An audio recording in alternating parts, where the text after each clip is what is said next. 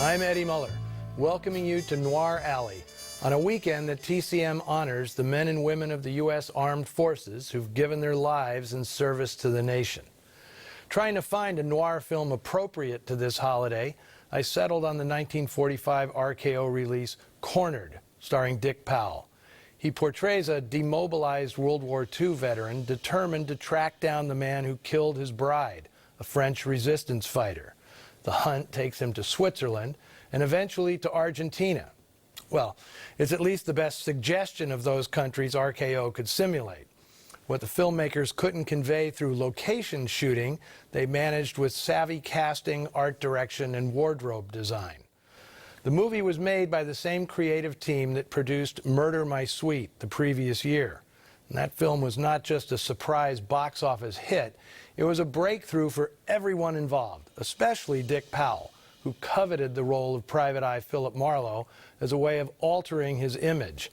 The cherubic crooner of the 1930s made a surprisingly effective tough guy, wisecracking nonstop as he got regularly beaten up.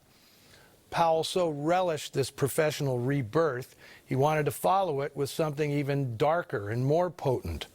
Producer Adrian Scott and director Edward Dmytryk were eager to accommodate. Little did they know that development of the project would become a saga of deceit, betrayal, and political intrigue as dramatic as the fictional thriller they chose to make. Cornered came to RKO as a treatment by Ben Hecht, for which the new head of the story department at RKO, William Dozier, paid $50 grand. Hecht was one of the most respected, highly paid, and busiest writers in the business. And it was not uncommon for him to give a story idea to a colleague, have them write the treatment, then put his name on it to boost the price tag. If it sold, Hecht would take a commission.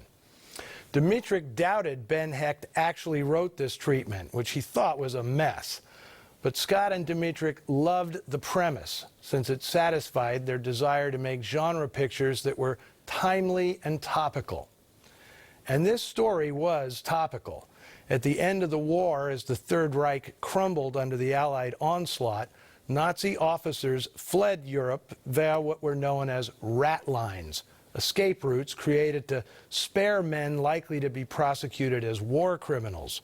Switzerland and Argentina, two countries that declared neutrality during the war, became havens for fugitive Nazis. Adolf Eichmann, who masterminded the extermination of Jews as the final solution, was the most notorious Nazi to find sanctuary, at least temporarily, in Argentina. But he was only one of an estimated 9,000 Nazis allowed into the country by its fascist dictator, Juan Perón. And it wasn't only Nazis. Italian fascists and Vichy collaborators also flowed into Argentina, all of which provides the politically charged background for Cornered. Edward Dmytryk wanted John Paxton, who'd scripted Murder, My Sweet, to rewrite Hecht's treatment. But William Dozier broke up the Murder, My Sweet team, assigning a different writer. Adrian Scott hated that decision for two reasons. First, the new writer was a well-known right-winger, and Scott and Dmytryk were members of the Communist Party of the United States. Secondly, nobody, Dozier included, liked the first draft that was turned in. So onto the project came writer John Wexley. His politics might have been preferable to Scott, but not his script, which put political posturing above exciting scenes. In the end, Scott held out for a rewrite by Paxton. His final script is thorny and convoluted, but includes plenty of confrontations and tableaus Dmytryk could have fun with, especially in the third act. Production was smooth and efficient. Dmytryk was working again with director of photography Harry Wilde, who'd shot Murder, My Sweet, and the results were just as atmospheric. Things on the set were so relaxed and convivial, Dmytryk even gave a small role to his script supervisor, Ellen Corby. She had played bit parts, but after 1936, she chose to work behind the camera instead. Her small part here as a Swiss maid ended up reviving an acting career that lasted the rest of the century, including her iconic role as Grandma Walton on the popular TV series. The film ended up being a box office success, bigger one than Murder, My Sweet. But the politics involved in crafting the script would come back to haunt Adrian Scott and Edward Dmytryk. Also starring Viennese-born Walter Slezak and French actress Micheline Cherel, here is Dick Powell out for revenge in Cornered. In his memoir, Odd Man Out, Edward Dmytryk related a tale about the making of Cornered that offered a window into the politics of the era and how it bled into the creation of Hollywood films. As I mentioned at the top, the script went through several iterations, all colored by the political biases of various writers. Ben Hecht, who provided the Nazi-hunting core of the story, was an anti-fascist deeply involved in attaining statehood for Israel. Although he was a tireless campaigner in that regard, he generally kept politics out of his scripts. The writer of the first draft, whom Dmytryk did not name, other than calling him a well-known right-winger, purportedly wrote a draft in which the jingoism overwhelmed the human elements of the story. The next writer, John Wexley, was a card-carrying communist. His rewrite was also overtly political, with the anti-fascist monologues taking a hard turn to the left. Well, both Dmytryk and Scott were thrilled when apolitical John Paxton toned down the rhetoric in the final draft. But the filmmakers, themselves card-carrying communists, got a big surprise as the film was about to be released. They were summoned to a party meeting in which John Wexley accused them of betraying their ideals. He demanded his work be reincorporated in the film.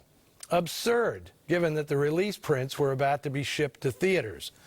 Dmytryk and Scott were dumbstruck and quickly realized this tribunal was actually a test of their party loyalty. When they refused to capitulate, Scott and Dmytryk were banned from any further involvement in the Communist Party of the United States. According to Dmytryk, he felt liberated. The incident did nothing to temper his or Scott's determination to tackle social issues. Their 1947 film Crossfire blended a socially progressive message with an exciting murder mystery. But soon after, the House Committee on Un-American Activities accused both men of communist subversion. Crossfire would be Scott's last big-screen producing credit. Dmytryk moved to England, where he directed Give Us This Day and The Hidden Room, the latter a mordant murder drama I hope to show here someday. Eventually, as two of the Hollywood 10, they'd be imprisoned for contempt of Congress. Dmytryk would later recant his membership in the Communist Party and reclaim his career. Scott sued RKO for wrongful dismissal, but the Supreme Court dismissed his case in 1957. Cornered co-star Micheline Cherel was born in Paris with the given name of Micheline Lariche, an anagram of Cherel. I'm not sure why she felt the need to change it. She came to America in 1941 to avoid the war at home, but only made 9 films in Hollywood. In one of those, So Dark the Night, she played a murder victim in a French village created on the Roland V. Lee Ranch outside Hollywood. When she returned to France in the 1950s, she married popular actor Paul Maurice, a musical comedy performer who'd star in a pair of classic French noirs, Henri-Georges Clouzot's Diabolique and Jean-Pierre Melville's La Deuxième Souffle. Now, a transition not unlike the one Dick Powell pulled off in America. After Cornered, Powell would become a fixture in film noir. He'll be back on Noir Alley many more times. But next week, we'll have a film starring an actor in his lone leading role in noir. Robert Wagner stars in the 1956 thriller A Kiss Before Dying. And it's in color. So lots of you can jump on the Noir Alley Facebook page and Twitter feed and call me a heretic for showing anything that isn't black and white. See you then.